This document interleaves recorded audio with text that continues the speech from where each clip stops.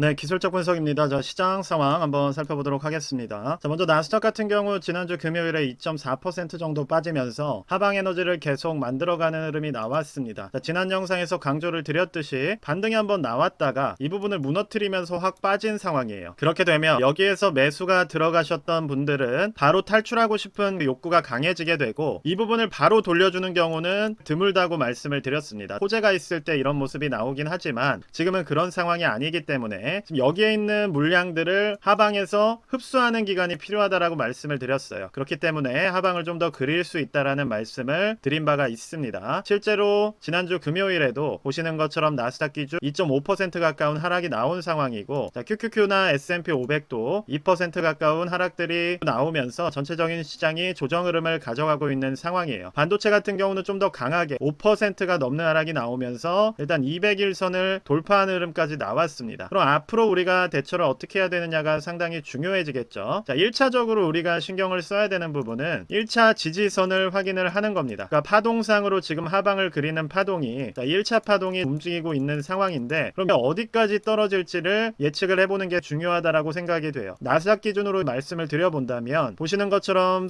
슬로우 스토캐스틱 같은 경우도 D값 자체가 이미 하방을 터치를 한 상황입니다. 즉 1차 파동의 에너지 자체는 상당히 진행이 된 상황이라고 보시면 될 것 같아요. 그럼 두 번째로 우리가 신경을 써야 되는 부분은 주요한 지지 라인이 어디에 있는가를 봐야겠죠. 그러면 이전의 저점이자 반등이 나왔던 구간이 이 부분의 위치, 즉 15,000달러의 위치를 하고 있기 때문에 200일 이동 평균이 이렇게 따라 올라온 상황이에요. 제가 보고 있는 1차적인 파동의 저점은 1일선이 될 가능성이 높다고 생각을 합니다. 나스닥 같은 경우는 조금 하방이 남아있는 상황이기 때문에 조정이 이어진다면 1일선 부근을 터치를 하고, 자, 여기서 이제 지지라인을 만드는 흐름을 가져갈 가능성이 높아요. 그럼 우리가 주목을 해야 되는 부분은, 자, 지지라인을 만들면서 버텨내는가, 아니면 오히려 하방을 뚫고 더 하방으로 한 번에 찍어 내리는가, 이 두 가지 시나리오가 있다라고 생각이 됩니다. 자, 그러면 투자를 하시는 분들께서는 나스닥 기준으로 200일선 라인을 터치를 하고 여기서 어떠한 움직임이 나오는지에 집중을 해주셔야 된다라고 생각이 돼요. 그 부분에 따라서 대응 방향이 달라질 수가 있기 때문에, 예를 들어서 200일선 인근에 접근을 한 상황에서 한 3, 4일, 2, 3일 정도 버텨내는 흐름이 나오고 반대쪽으로 돌리는 양봉 같은 것들이 나온다고 했을 때는 1차적으로 3일 정도 지지라인이 나온다는 얘기는 하나의 매수 타이밍이 될 수가 있다는 겁니다. 그럼 이거는 어떤 매수 타이밍이냐? 바로 내가 평단을 좀 낮춰볼 생각이 있는 분들은 매수가 들어갈 수 있다라는 거예요. 또 엑셀 기준으로 한번 말씀을 드려볼게요. 자, 내가 60달러나 70달러에 들어가신 분들이 있다면, 예를 들어서 나스닥 기준으로 지지라인이 나오는 구간에서 자, 이렇게 2, 3일 정도 지지가 나온 다음에 한번 물을 타볼 수 있다는 겁니다. 그리고 반등이 이렇게 가지 않을 확률이 높다는 거예요. 지금 같은 흐름이라면 저점이 낮아지는 흐름이 나올 수 있는데, 그렇게 한다고 하더라도 예를 들어서 거의 70% 가까운 마이너스를 본 분들이 여기에서는 한 2, 30% 정도의 손해로 탈출할 수가 있다는 겁니다. 이렇게 해서 현금을 지킬 수 있는 전략도 가져갈 수가 있는 것이기 때문에, 자, 이러한 부분들 1차적으로 200일선 라인에서 주요한 QQQ 같은 기술주 지수들이 지지라인을 만드는지를 확인을 해주시고, 거기서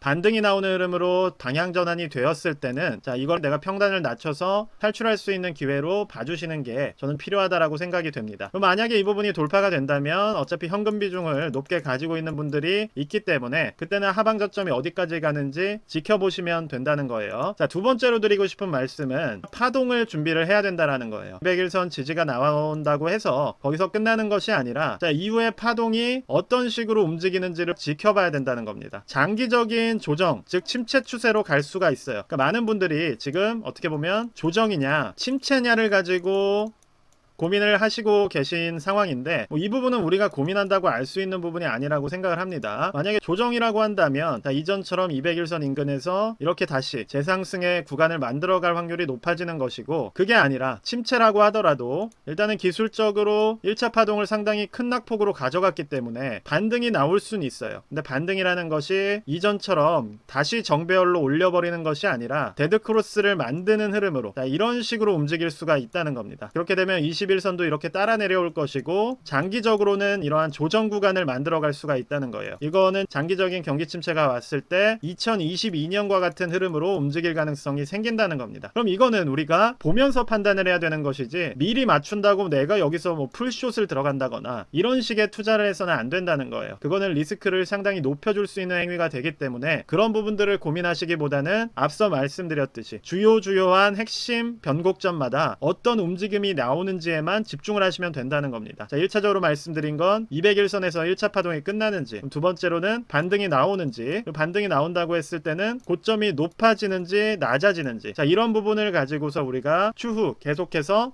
시장의 흐름이나 변곡점 등을 파악하는 습관을 가져야 된다는 거예요. 그럼 그 시나리오대로 움직일 때마다 내가 어떻게 대응할지에 대한 전략을 세워 두셔야 된다는 겁니다. 예를 들어서 앞서 말씀을 드렸듯이 내가 평단이 너무 많이 묶여 있어서 손해가 정말 50% 상황이라면 반등 구간 자체를 탈출이라던가 평단을 낮추는 주요한 기회로 활용을 해야 된다는 것이고, 그게 아니라 장기적으로 내가 투자를 하는 사람이라면 일단은 곱하기 3배를 투자를 하는 것이 아니라 1배짜리 원지수 ETF 같은 벤치마크 수익률을 추종하는 상품들을 투자를 하면서 저점 변곡점 라인마다 매수 기회로 삼는 겁니다. 그거는 오히려 역배열이 되더라도 동일해요. 2022년 같은 흐름이 나오더라도 이러한 구간들에서 분할적인 매수로 접근을 한다면 결국 장기적인 시계열로는 수익을 쌓아갈 수가 있는 것이기 때문에 각자가 가진 투자 스타일에 따라서 전략을 세우는 시간을 가져야 된다는 말씀을 드리고 있는 겁니다. 전체적인 이제 지수의 상황이나 시장의 상황을 좀 말씀을 드려본다면 엔비디아 같은 경우는 보시는 것처럼 반도체 지수보다는 하방을 지키려는 흐름이 나오고 있어요. 이 말은 앞서 말씀드렸듯이 1차 파동이 꽤 진행이 됐다라고 말씀을 드렸죠. 그러면 이 1차 파동이 어느 정도 마무리가 되고 고점을 확인하러 가는 반등이 나왔을 때 엔비디아가 이런 식으로 움직여줄 수가 있다는 겁니다. 그리고 이후에 또다시 꺾여 내려갈 수는 있겠지만 지금 반등 구간이 잡혔을 때는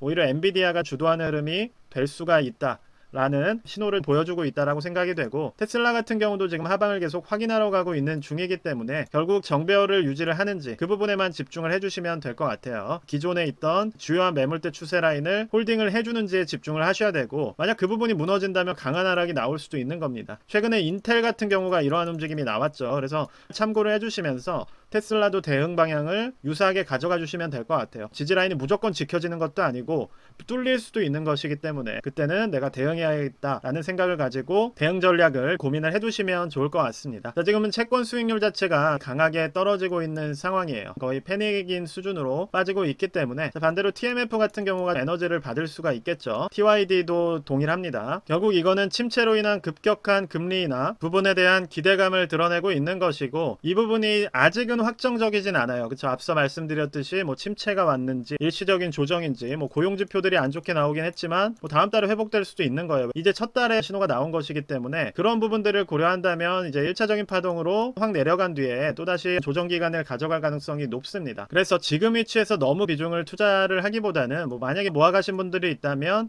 지켜보는 흐름으로 홀딩을 해주시면 될 것 같아요. 지금은 빅스 같은 경우가 튀어오르고 있는 상황이에요. 자, 25% 가까운 변동성이 잡혀있는 상황이고, 오히려 윗꼬리가 잡힌 부분들이 시장 변동성을 좀 표현하고 있다라고 생각을 합니다. 자, 특히나 침체가 와서 경제적인 금융이라던가 주식 쪽에서 균열이 생길 때 우리가 위기라는 이야기를 할 수가 있을 텐데, 그런 것들을 표현하는 게 이제 하이힐드 스프레드를 이야기를 하죠. 그래서 채권의 건전성을 보여주는 지표인데, 자, 보시는 것처럼 최근에 조금 튀어오르긴 했지만 전체적으로 봤을 때는 낮은 구간이에요. 그래서 드리고 싶은 말씀은 이러한 구간에서 우리가 뭐 침체가 왔다 아니면 조정이다 이야기하는데 집중을 하기보다는 앞서 말씀드렸듯이 구체적인 대응 방향, 주식이 어디까지 빠졌을 때 내가 어떤 방향성을 가질 것이고, 만약에 하방 돌파를 하게 된다면 나는 어떻게 대응할 것인지 제가 다 말씀드릴 수는 없는 거예요. 다만 주요한 변곡점이 어느 부분이 될 수 있는지에 대해서 설명을 드린 겁니다. 그럼 그 부분에 집중을 하시면서 결과적으로 내 자산을 어떻게 지켜갈 것이고, 단기적으로 기회가 왔을 때는 그 기회를